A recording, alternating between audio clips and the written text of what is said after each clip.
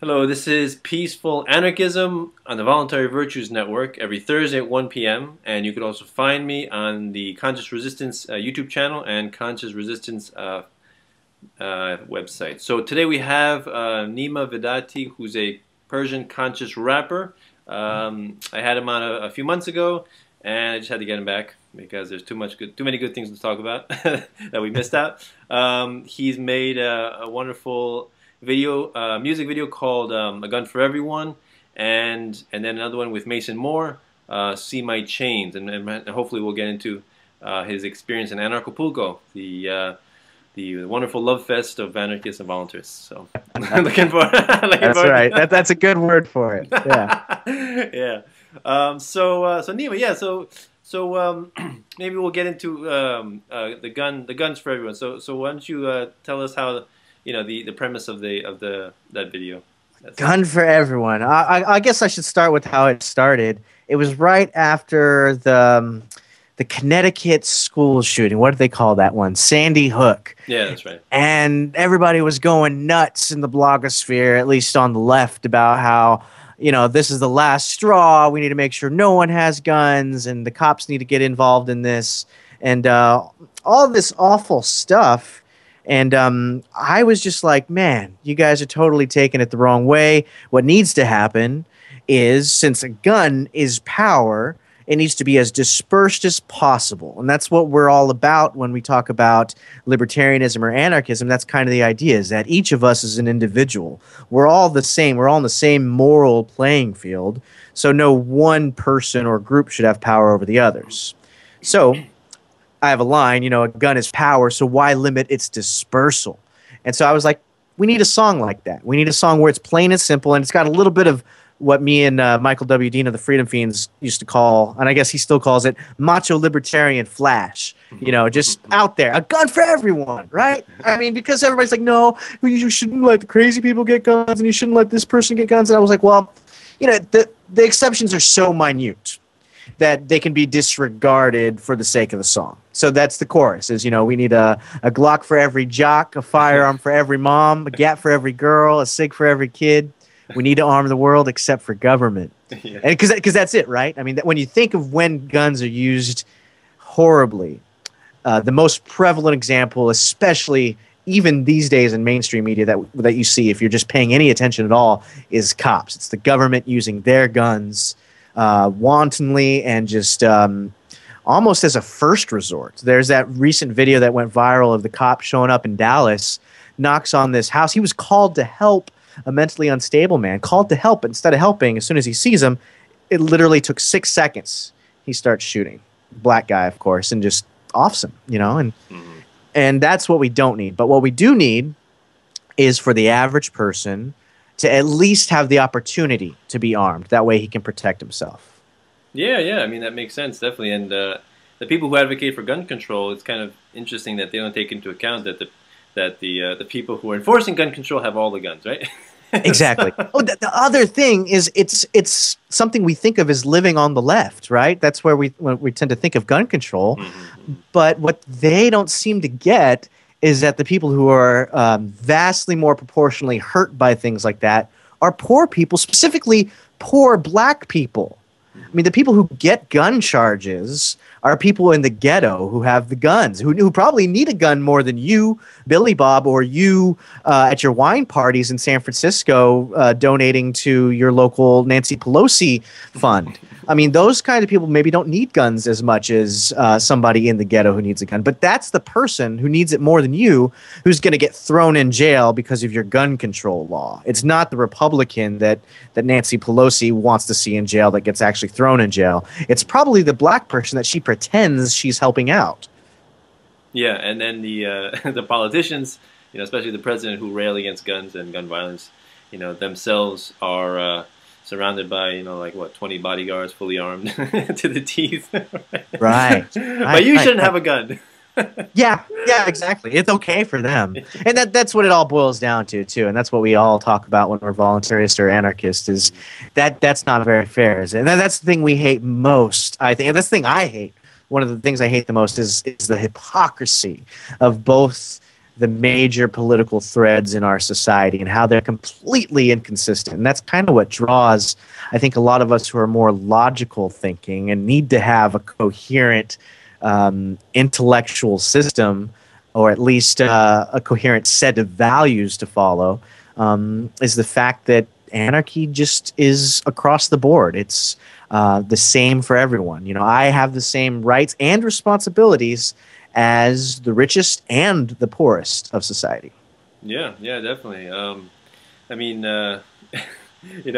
people think like gun-free zone. You know, school's a gun-free zone. Or I saw some a picture of a house. You know, this is a gun-free house. like what greater of an invitation for a thief or just a madman, to come. It really makes me wonder if those are Photoshop or fake or what. 'Cause who would do that, man? Really?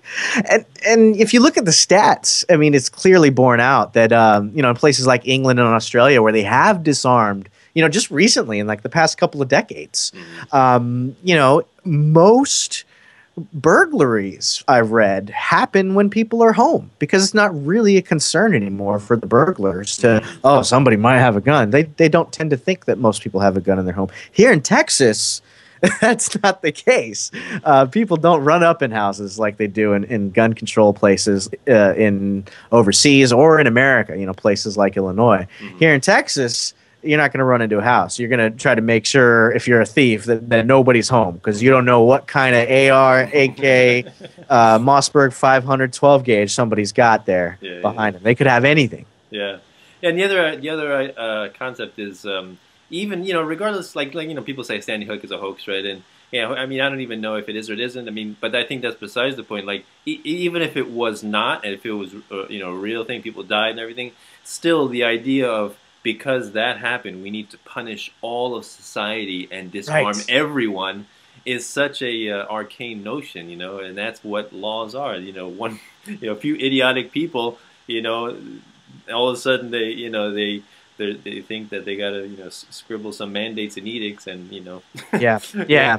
It's kindergarten mentality, but really that's just how they sell it. I really don't think they care about everybody. The people who make the laws, they just want to look like they're doing something. They're just responding to whatever they think is going to get them votes. They're just saying what they think people want to hear, and some people want to hear that because some people don't think far ahead enough to realize that the overbearing giant government full of regulations on what you can own, because in the end, that's really the basis I attack a lot of gun legislation on, is the fact that how are you going to, if you make that slippery slope to where you get to decide what somebody can or can't buy, first of all, it's not going to work because, as we see, black markets don't actually prevent people from getting the things. It just makes it more dangerous to get the things. And it just makes it to where the more criminal elements will be the ones dealing it or getting it. I mean, you look at this in the war on drugs. And this is why I don't get why the left thinks that the war on guns could work, because they obviously see how horribly the war on drugs has failed. So in the end, the government shouldn't decide for anybody what kind of property they own, whether it be a piece of metal that we call a gun that's just configured in a way to where it can hit a cartridge and launch a bullet, or if it's a bong, or if it's a sack of weed, or a brick of coke, or whatever it is. There's no legitimate legal conception that I can see or justification for some group telling another individual or another group of people what they can and can't buy, own, or sell. Yeah, and I get the argument from my family, especially, guns, the only function they have is to kill people. Why would you ever want to? Why does anybody need a machine gun? Why? There's just no reason. I'm like, and the way I look at it, I'm like, a gun, it's just like, a lawnmower, a shovel, a chainsaw, a car. Like, these are tools. These are, pieces of machines, technology that we use to enhance our lives, to make our lives easier. And sure, all of those things can kill people. We put in the hands of a madman, right? How many people can you kill in a car if you really wanted to? Like, just go on the sidewalk. It's just like, but and then basically, I read this one meme is saying, they're like, why do you need to own a gun? And they're like, well, are you afraid of driving your car that you can hit somebody? Like, no. Why? Because they're going to know how to drive. Ah, okay. Right, you learn how to use a gun. Yeah, there's a book I have now. Now that I have kids, I bought it. It's by a guy named Asad Ayub, who's actually really good on guns, and he writes a lot of books to that effect. Even though he's a former cop, you kind of got to give him a pass when he's talking about this specific issue. And he's got a book called "Gun Proof Your Kids" or "Gun Proof Your Children" or something like that. And the whole point is, what you really want to do is work on the person. Your kid is a human being, and he's going to grow up to be a human being. Make sure he's not the kind of person that's going to be reckless, neglectful, dangerous with a gun, either with malice or with neglect. Make sure your kid is not going to grow up to be that person. That's the main thing, because in the end, if somebody's the kind of person that's going to be neglectful with a gun, they're also the kind of person that's going to be neglectful with, like you say, a car or prescription medication or household cleaners or whatever it is. And if they're the kind of person that's going to be malicious and violent with a gun, then they're the same kind of person that's going to be malicious or violent with a knife or a car or household chemicals or explosives or gasoline. It's not the thing. It's not the thing. It's the person. That's one of the lines in a gun for everyone. Don't blame the thing. Blame the person. Yeah, blame the inanimate object, right? That's the one that kills people, is the inanimate object. I think I remember reading, Jeff Berwick wrote an article a while ago saying how in England they banned knives. So he's like, what's next? Hammers? Like, what do you, where is the screwdrivers? Like, what? Right. I think I saw another meme showing how many people die as a result of just fists, like combat and baseball bats, and it's like much more with those than with guns. Like people, if people really want to kill somebody, they're gonna find a way, right? Right. Well, there's one, if you're going to blame things, blame hospitals, right? Where do most people die? They die in the hospital. Yeah. So if we're going to be that silly and take it to argument ad absurdum, let's ban hospital beds, because that's where most people die. Yeah, right. It's just ridiculous. And you know what? I just kind of thought of this, but maybe it goes to the point that, a lot of Austrian economics is based on the axiom that man acts, right? Praxeology, and that humans actually, they make decisions and they base those on costs. And obviously, whatever they're acting on now, whatever they're dispensing with now, they value more than the other things. The left and the leftward economists don't really have that concept of cost. They think the government can spend infinitely. They think the spending is the action. They don't really think of things like that. They don't have any theory of costs. So maybe that's why in the end they don't understand property, and they don't understand that people are the root of it, because they don't understand that people act. They think for some reason the objects act. They think the money acts, or the job acts, or the gun acts. Yeah. They don't understand that it's the man or the woman or the child or the person who acts. Yeah. When people blame money for a lot of the problems, it's money. It's pieces of paper. That's the evil, or it's pieces of gold, or it's just wanting. I mean, it's like, yeah, you're right. It's people. The way people are raised. Principles and morals, and how they're spanked or not, or shoved in government schools and forced to learn ridiculous minutia, regurgitated back. Right. Yeah. In the end, it's always a decision, and that's what it comes to. And you shouldn't be the kind of person that could think to use a gun violently to kill somebody in the first place. And if you are, then you have much bigger problems that you need to deal with than what you have in your glove box. You need to work on yourself. Because in the end, no matter how hard society tries to keep you from getting a gun to hurt somebody, if you're the kind of person who has that hurt and that hate in your heart, you're going to try to figure out a way to enact it on whoever it is. And you don't need a gun to be extremely hurtful, especially around children. I mean, these are the kind of people that end up hurting young people and child rapists and things like that. So what we really need to be doing is focusing on all of our moral health, not just mental health, but all of our sense of personal responsibility to our fellow humans. Yeah. A related topic I was talking with a family member about is the absurdity of laws. Most laws either are redundant, like killing is illegal, or completely ridiculous and pointless, like a speed limit. I say, what's the purpose of the speed limit? They're like, well, it makes sure people don't drive fast. All right, does that mean that nobody violates the speed limit? No, most people drive faster than the speed limit. All right, so then what's the use of the speed limit? Well, if it's 55, most people drive 65, it's going to deter the guy driving 85. I'm like, all right, so the guy drives 85, obviously he doesn't care about a ticket, and he doesn't even care about his own life if he's being reckless. So what do you think? What do you think the law is going to do? Like, what's the purpose of the law? You know, it's like Yeah, I mean, we all know the real answer though. It's revenue generation, yeah, right? So they can write you a ticket. And, exactly. I think John Oliver did a piece. I didn't get to watch it all, but I watched like the first 2 minutes about. And I'm so glad that somebody so mainstream is doing that. He also did. You know who he is, right? John. Yeah, the comedian guy, right? Yeah, yeah. He used to be on the Daily Show. I hope it's John Oliver. Yeah, I think that's his name. Yeah. He did one on civil asset forforfeiture. Yeah, I saw that that was huge, and you know that's an issue usually only libertarians talk about. Yeah, now exactly. everybody was talking about it. And now he did a bit about municipal violations, things like speeding tickets and parking tickets and mundane crap that we all pay. And his thesis, like I said, it's a 17-minute long thing. I only got to see it up till his thesis, where it's basically, you know, if you don't have money, this kind of stuff ruins your life. It's not just a nuisance. I mean, if you're making minimum wage, it'll take you a whole week to pay off a traffic ticket, a whole week of your life, of your labor to pay off a traffic ticket. And some people don't have that to spare. And then they get a warrant, and then it piles up. I know here in Texas, if you don't pay it, it doubles.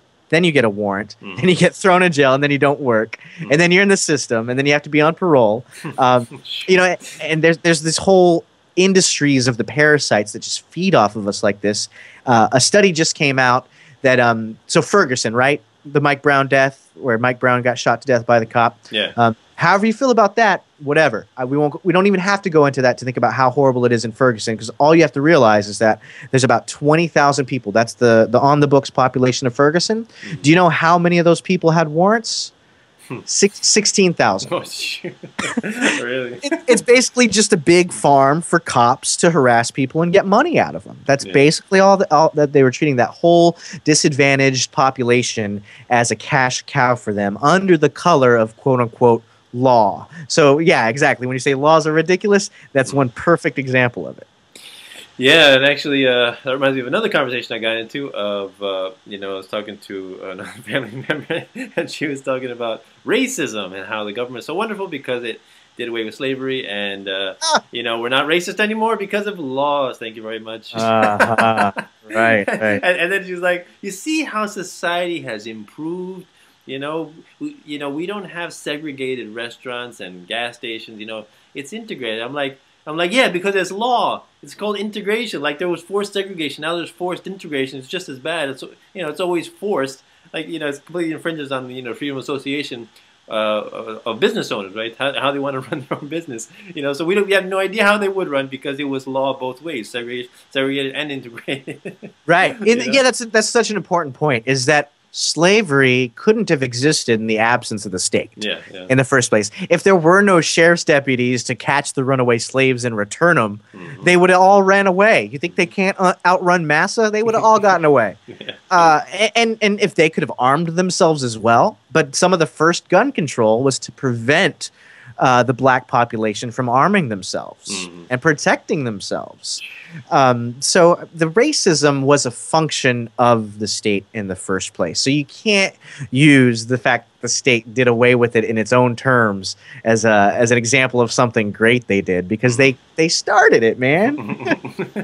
I mean, if you didn't shower for like 3 years and then you took a shower, you don't get credit about how clean you are. You just joined the rest of civilized society. Yeah, right. And the other thing, so she was saying, you know, we see how society has improved. I'm like, you sure society has improved? You're saying there's, you know, is war a new thing? Or invasions a new thing? Assassinations a new thing?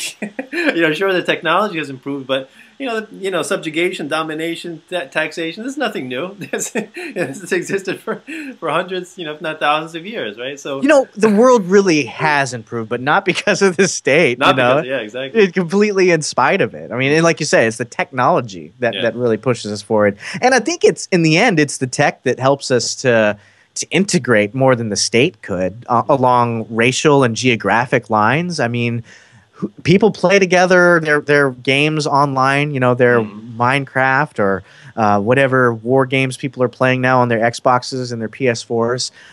You don't care. You can't even really see the color. You might be able to say you can hear it, but and people might get into their little silly fights about using racist terms against each other, but they're not really going to hurt each other. They're not really going to be disadvantageous to each other and keep each other from getting jobs or things like that.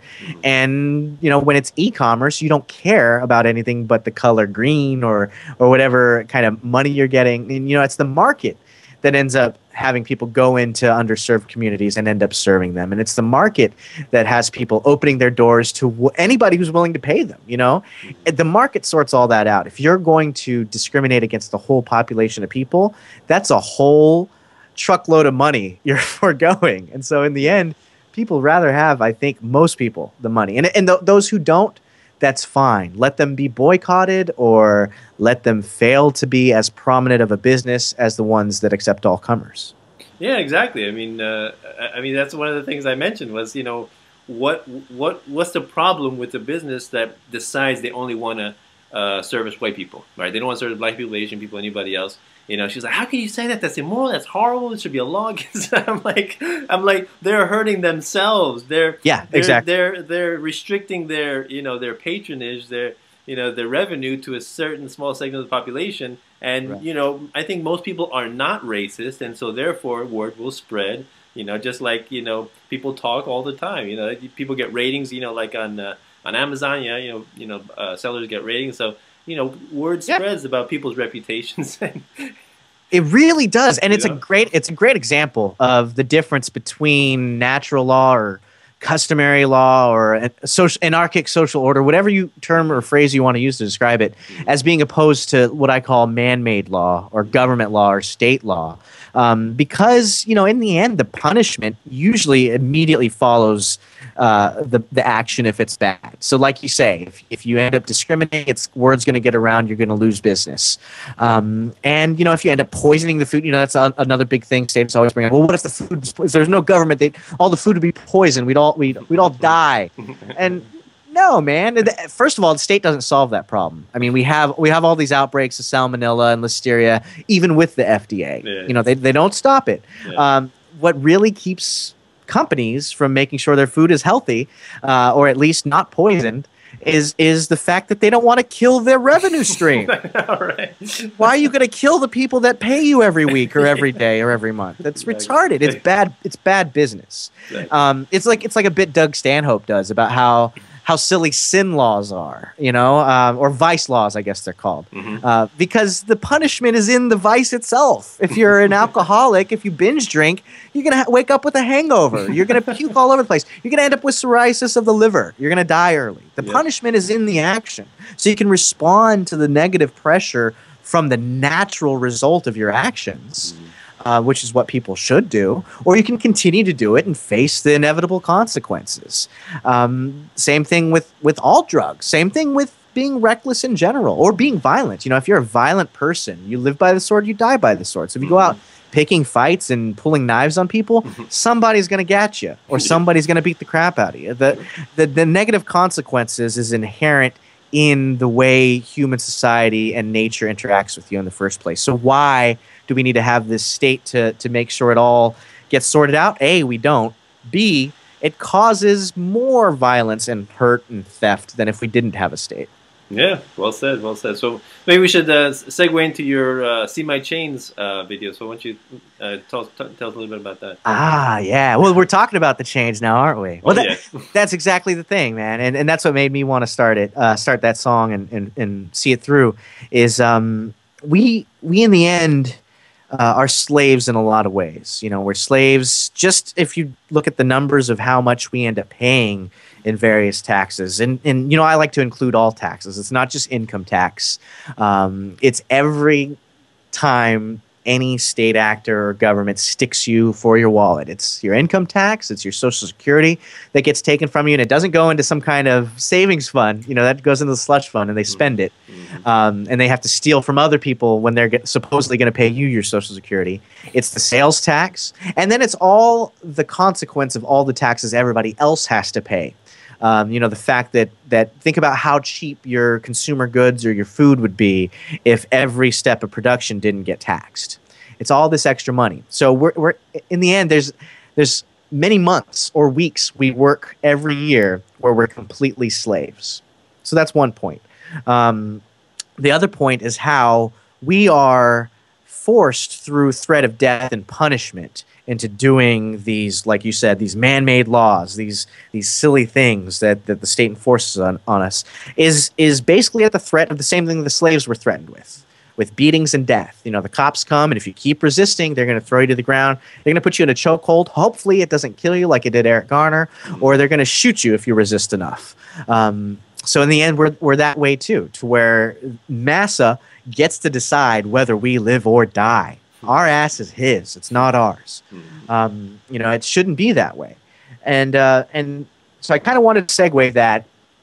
It's kind of like a long, drawn-out metaphor, because in the end, not the revelation, but the redemption in the third act is Bitcoin, or really blockchain technology, sort of cryptocurrency in general. And whether it ends up being Bitcoin as it manifests now, or some kind of other blockchain 2.0 technology, the idea that we can bypass this, that we can have a system of peer-to-peer exchange or record keeping that takes trusting a hierarchical structure out of the equation. And that's the way to break our chains. So first we have to see the chain, the fact that we are slaves in a lot of ways. And it's not a matter of, it's not a difference between kind. We actually are slaves. It's just a difference of degree. So we actually are more like a free-range slave populace, whereas, you know, the African slaves of yore were more of a hard slavery. You know, now it's more of a soft slavery. But we still have to see that the chains exist. Yeah, and that's the problem. You know, I think if people, when you use the word slave, it's like, you know, they only think of, you know, the black African who came over here against his will and just, you know, chains around his ankles and his wrists and his neck, and that's what they think about, right? And you're like, how can you say it? How can you say we're slave? I can go anywhere. I can go to the store. I can go to the bank. I go to work. I can choose where I want to work. How can you call me a slave? But I think it's easy to ignore the restrictions because most of us have grown up in this society, and so we have you know, it's become part of us in a sense, you know, and we can't really imagine like how would we have become if I didn't spend 12 years of my life in government school, you know? Or if I didn't have a third of my paycheck robbed every year, how much wealthier would we all have been? You know, so it's hard for people to have that kind of imagination, right? It really is, yeah. And I think one of the terms people use for that is status quo bias. And if it's something you see every day, you get used to it. And if you feel generally happy about your life, you probably think you're okay. And you associate your life with all the things we associate as being good, like freedom. Somebody wrote a book in after World War II, you know, because they saw Germany destroy itself through fascism and destroy so much of Western civilization through fascism. And they wondered, how could this be? The Germans were some of the most technologically advanced people the world had ever seen. They were productive, they were hardworking, they were intelligent, they were artistic. I mean, think about Beethoven and Mozart. You know, great artistry, great technology. How could they be taken in by such a charlatan as Hitler? And, you know, it was all propaganda. The book was called They Thought They Were Free. And, you know, at the time, they didn't realize what was happening to them because, hey, they lived there and this is what everybody else was doing, you know, and it just kind of happened, you know, the boiling frog cliche. Mm-hmm.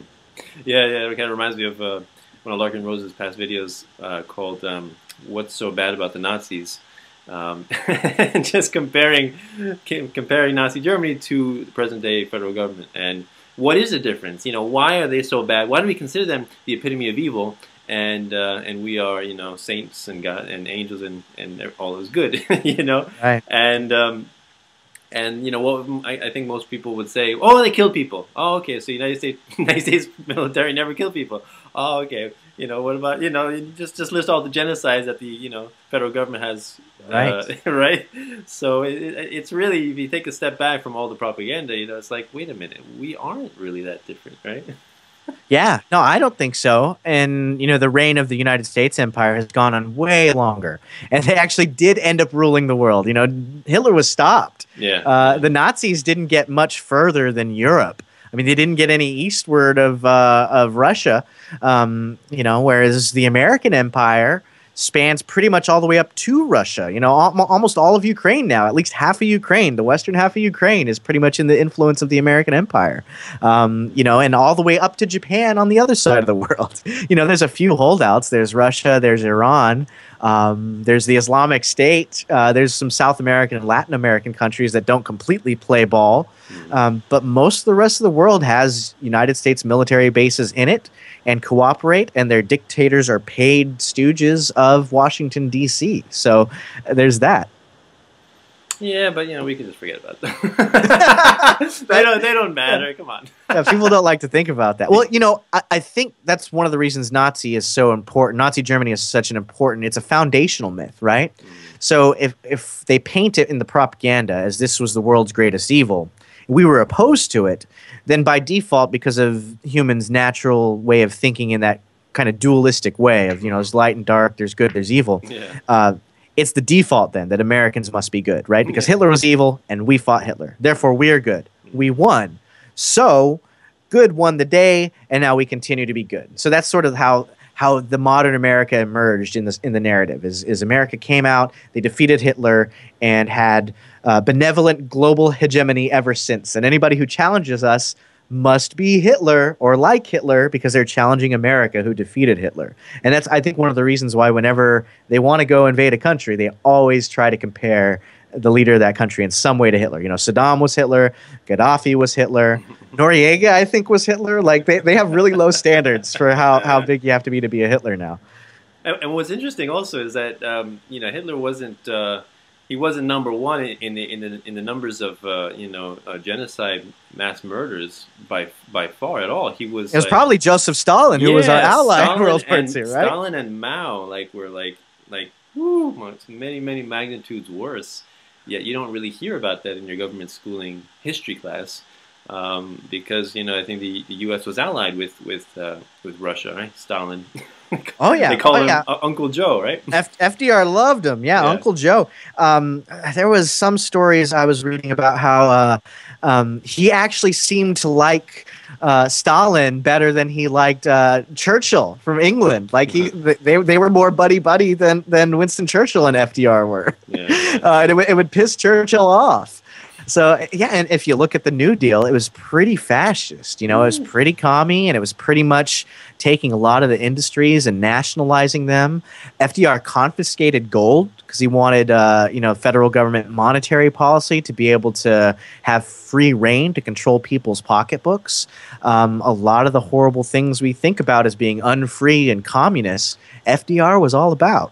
Yeah. I think he made the 40-hour strict work week. He you know, the forced internment of the Japanese Americans, German Americans, Italian Americans. I forgot about that. Yes, and he had concentration camps just like Hitler. He got. I saw a couple of great memes like, "If you like your gold, you can keep your gold." right. Like if you like your doctor, you yeah. Well, it reminds me of Lew Rockwell's law. They call it where. Anytime the government says something, believe the exact opposite of it. Basically. Because they're pretty much lying every time they open their mouths. Pretty much. I mean, and people rail against Obama for all the executive orders he has issued, which is some around 200, I think. But, you know, if you look at, go on, you know, Google how many, which president made the most executive orders. FDR, by far. He's like 3,500. In executive orders, which came out to like a little over one per day. Wow. like he was busy. That guy was his executive. I think it was either Theodore Roosevelt or Woodrow Wilson too that I think brought that into sort of the modern era of American politics. Like before. I can't remember. I think it was Theodore Roosevelt. Before him, you know, the president really didn't do a whole lot of stuff like that, and it was thought that Congress really is supposed to be the lawmaking body. But Theodore Roosevelt was like, no. Basically, the way I read the Constitution is whatever it says I can't do, I can't do. But anything else I can and will do. You know, if it doesn't say something specifically, I'm going to do it, and I have the power to. Yeah, and another interesting thing is, you know, a lot of people talk about the, you know, the habeas corpus and, you know, due process of law being banished, like the NDAA during times of war, right? Like Right. this is horrible, it's unprecedented. You know, actually, you know what? It's not unprecedented. You know, you look at during the wars in history, during World War II, World War One, the Civil War. Yeah. Habeas corpus was thrown out every single time. Yeah. Yeah. Didn't Lincoln lock up a whole section of the Congress? You know, Yeah. And there were the Alien and Sedition Acts, and yeah, there's tons of precedent for it. And you know, that's a really good point you bring. Is a lot of people. Hopefully not as many libertarians anymore, and it's just the conservatives doing it now that are fooled by it. But there's a lot of people that kind of view American history with some kind of rose-colored glasses, and they think we just need to get back to some kind of good value system that we had when the country was founded. But pretty much since the Constitution, there's been wars of imperialism, there's been monetary policy, there's been people getting thrown in jail for silly things. I mean, George Washington, he put down the whiskey rebellion. It was people rebelling against taxes on whiskey. Yeah. You know, which is what you think of the Revolutionary War was fought about was a tax too high on tea. Yeah. And George Washington went and killed people to enforce his tax on whiskey. Keep in mind that he owned one of the biggest whiskey distilleries in the area. Yeah, so it was to his benefit to make sure that the tax hurt the lower or the marginal distillers and made him more money because he could afford. He was one of the bigger players. You know, just like nowadays, you see the big companies. They don't mind the regulation and the increased taxes because they have the deep pocketbooks to pay for it, they know it'll get rid of some of the smaller mom and pop operations who can't afford the legal department to pay for it. Yeah, and yeah, it's interesting the amount of reverence that many people have for presidents. You know, like these are our presidents, these are the commander-in-chief, you know, he's the head honcho, the buck stops here, and I'm like, actually, you know what, I think most presidents are mass murderers. And you know, yes, I get interesting you know, cognitive dissonance response, like, you know, strange faces, like, what, are you serious? How can you say that about our president? He's a brave, he's a wonderful man. You know, there's movies, like there's a movie made about George Bush, W, oh my God. And then there's, yeah, you know, each president, I think, writes like a you know, autobiography of yeah, themselves, they have like memoirs. Yeah, right. They all get their own libraries paid for out of taxpayers. Well, I think maybe they have to raise money for the libraries, but either way, they have these giant churches to their sainthood in the religion of the state. Pretty much every president does. Yeah. So I tell people, you know, like one of the things about you know, a huge bureaucracy, a federal government, is it's a diffusion of responsibility and accountability. Yes, right. Exactly. So right. when a soldier goes overseas and, you know, and murders innocent women and children, who's to blame? You know, he just says, "Oh, you know what? I'm just doing my job." The guy who ordered him, he's like, "Well, I was just doing my job too." Right. And so who do you blame? Do you blame anybody? Do you blame everybody? Right? And I say everyone is to blame because everyone has free choice. We always have freedom to say no or to comply. Right? And and you know, so therefore the blame goes all the way up from the president all the way down to the man who's doing the actual murdering. So amen. Yeah, I'm so important. You put it that way. That's a really good point. I think the way Scott Horton puts it is responsibility is a quality, not a quantity. So it's not this person A was 20% responsible and this person B was 60% responsible and it has to add up to 100. You know, another person was 20% responsible, so it adds up. No, it's George Bush was 100% responsible for the Iraq War. Yeah. Donald Rumsfeld was 100% responsible for the Iraq War. Colin Powell was 100%. They can all be responsible. Yeah. And then the soldier that killed the mom, you know, the American sniper that shot the mother with her kid holding her hand, he's 100% responsible too. They're all responsible because they all made the decision that they knew would kill somebody. Yeah. Did you see that movie, by the way, American Sniper? God, I probably should for the sake of being a talker on points like this, but I don't know if I can subject myself. I don't have the mental fortitude right now to do it. You know? Yeah, I didn't see it either, but I've heard enough commentary and read enough articles on it that I pretty much can get an idea of what it's about. I've read some portions of the book, and I've read some quotes from Chris Kyle, and enough to know that he was completely unapologetic and proud, and he said something to the effect of his only regret was he wished he would have killed more. Oh, my God. And the sense I really get from him is, in the end, he wasn't brave. He was a coward because he could never really face his own internal conscience enough to even question what he was doing. Yeah. Yeah, yeah, and what's interesting is, you know, we have these soldiers that go overseas and they do all this murder. And actually, when I say that, you know, soldiers are murderers, you know, I got a lot of military people say, "Well, I didn't kill anybody." I'm like, "Well, did you go over there on a humanitarian mission? Were you there to, you know, feed the hungry and you know, build houses and churches?" No, of course not. Everything you did was, you know, for invasion and occupation, and which is basically subjugation of a, you know, people you never met, right? So, so you're not a humanitarian, even if you didn't kill any. Even the guy who was like cleaning the drones, he had something to do with it, right? But, that's right. That's right.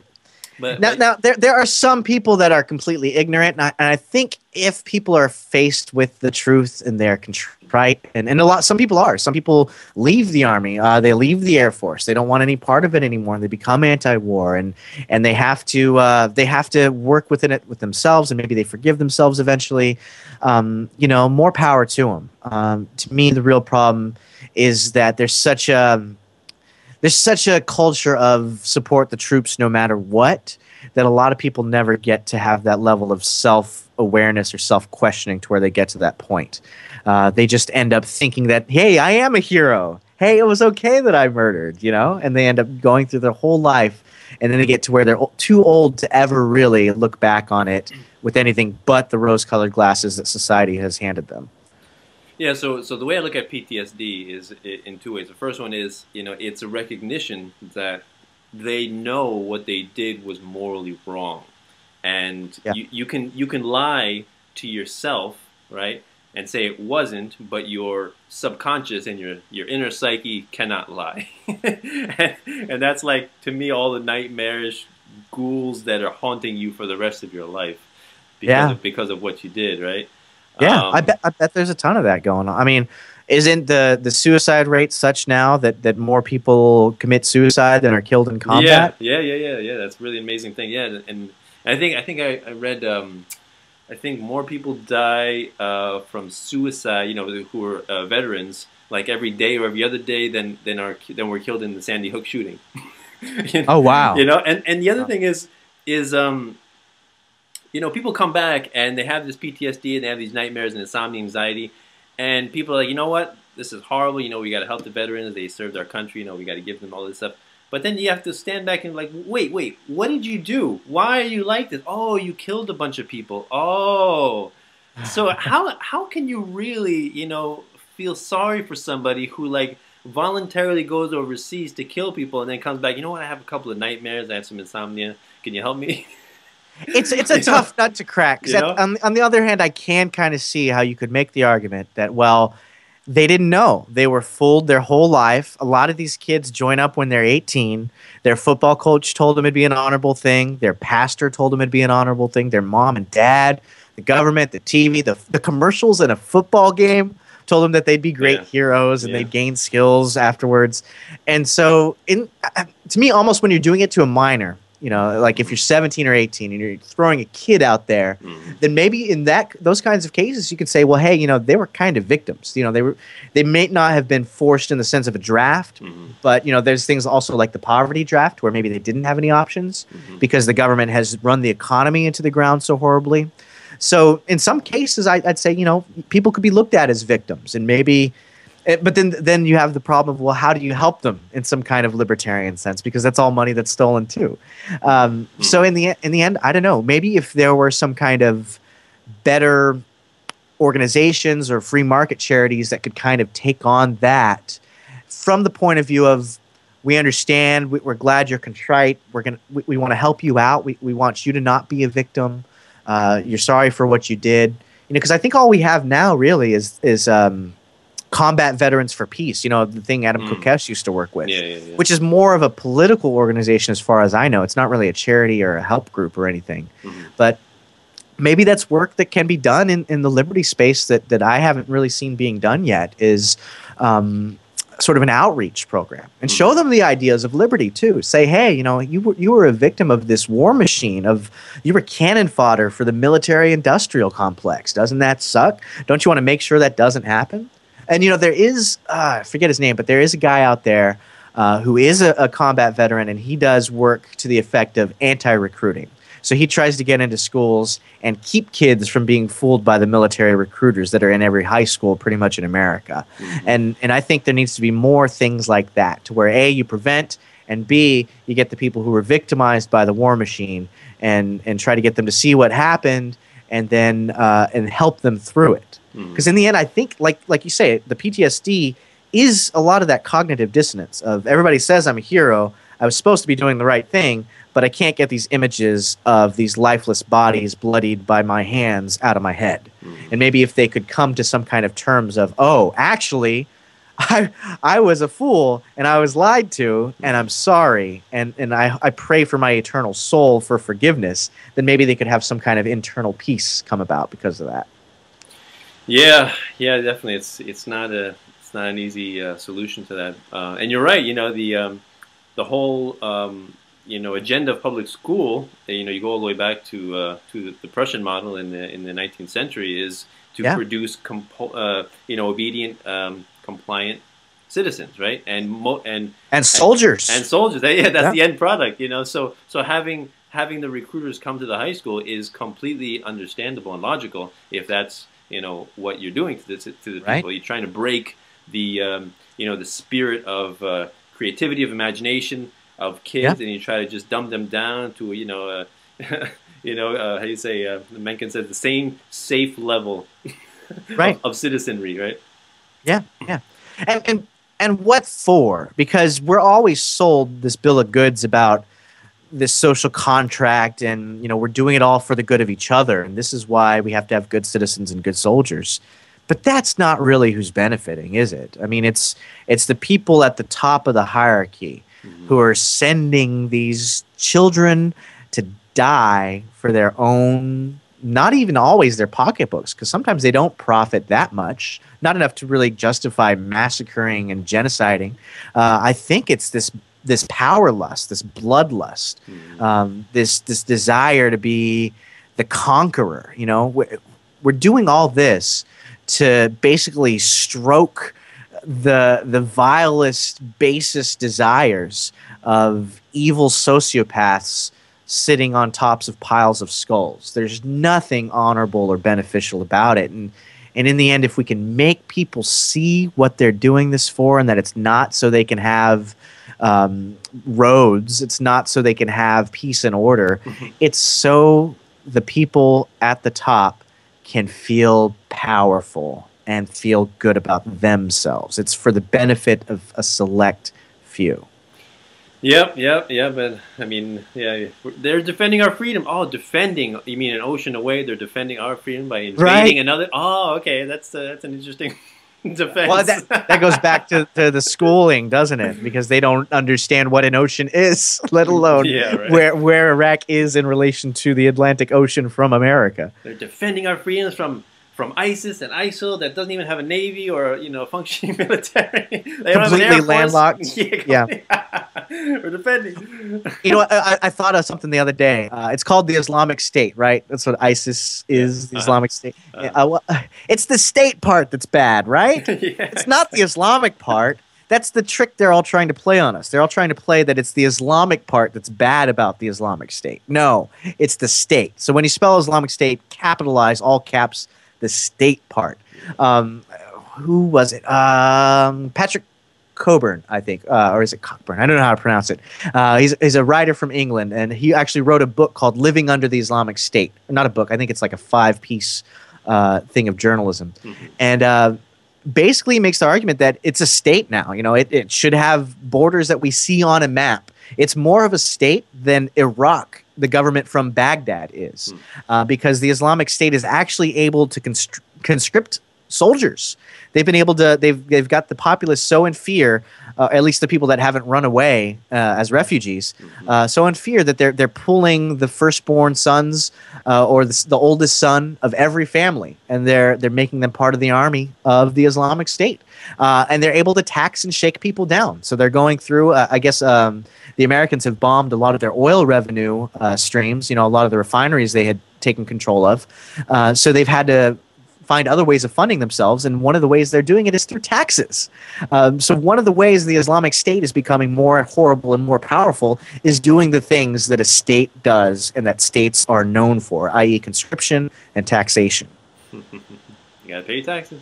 Exactly. Yeah.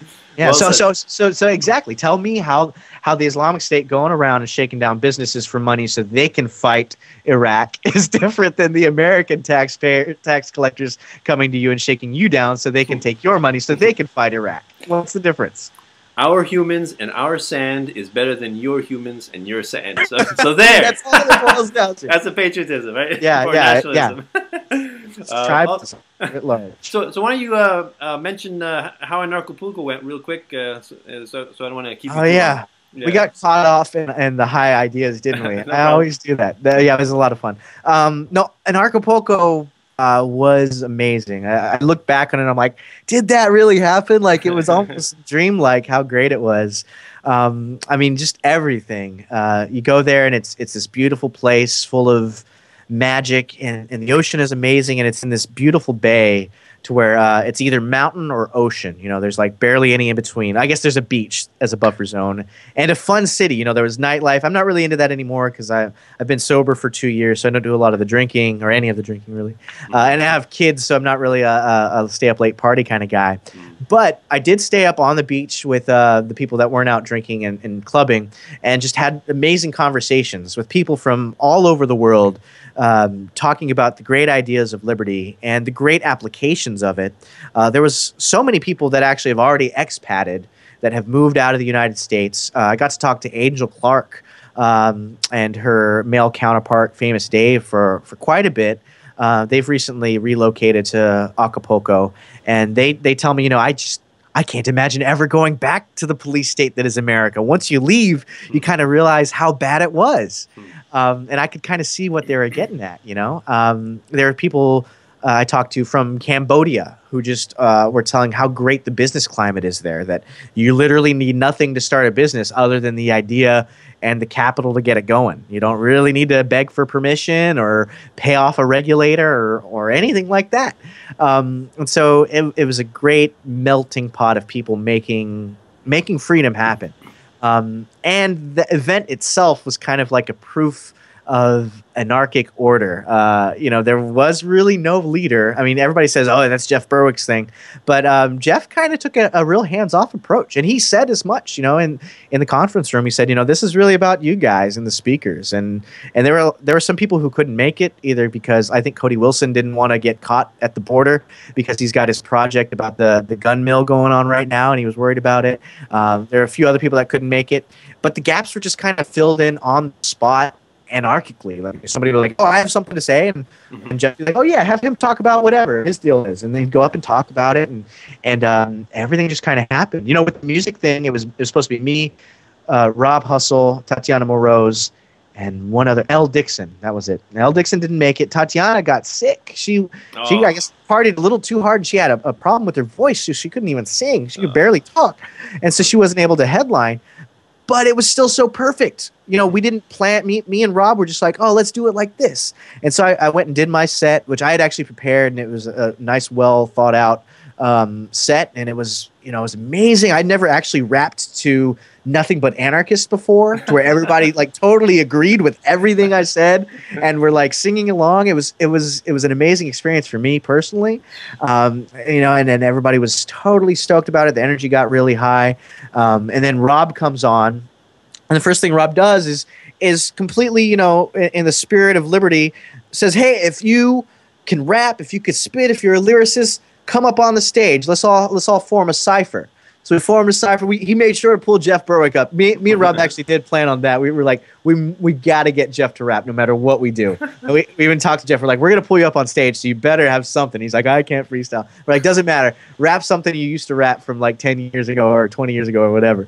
And so even Jeff got in on the fun, and a bunch of other people came up and had a good time. And then Rob brought people in because, you know, his big song is This Is What Happened When You Called the Cops, right? Everybody knows it. Went viral on YouTube. It's a great song. So he's got a sequel he's working on. called "Good Cops," and I don't want to give too much away, but it's a great track. And so he previewed that, and so he said, "Okay, this is my new track. It's a sequel to This Is What Happens When You Call the Cops. Everybody come up."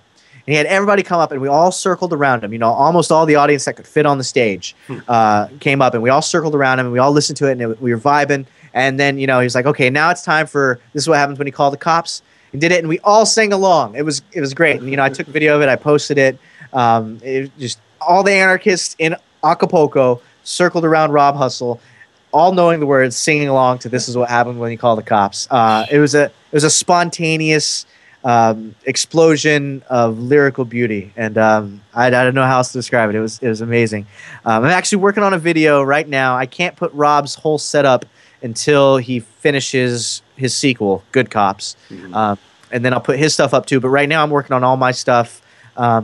James Corbett was kind enough to take a few different camera angles, and he sent me whatever he captured. And Dan Dix also had like 3 different cameras recording. I had my own static shot recording the whole thing.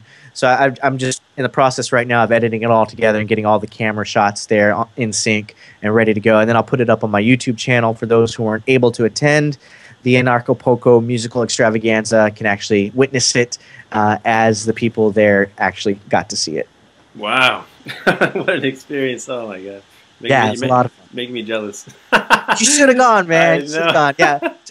There were a lot of people naysaying it, and, you know, okay, whatever. I can kind of see where you're coming from, but in the end, I think it went way better than anybody kind of expected it to go, and it was kind of an awesome, fun thing. Cool. Yeah, I'm still trying to get my wife to go to Pork Fest. I've never been there.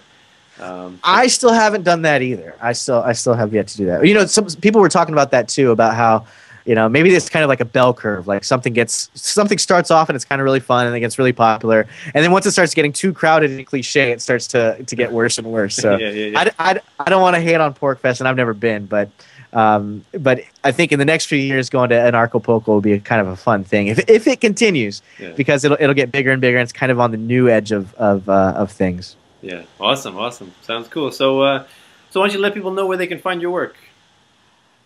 Just Google me. I think I'm the only Neema Vedadi that exists. So just look at look at Danilo's show notes page for this episode, and you can find my name and spell it. Just throw that in Google. You can find me on Facebook. I like to argue with a lot of people on Facebook. It's just Neema Vedadi, Neema Vedadi. You find me on Twitter. Same thing, Neema Vedadi. It's my whole name. On YouTube, I'm the Neema V. There's a lot of my music videos on YouTube.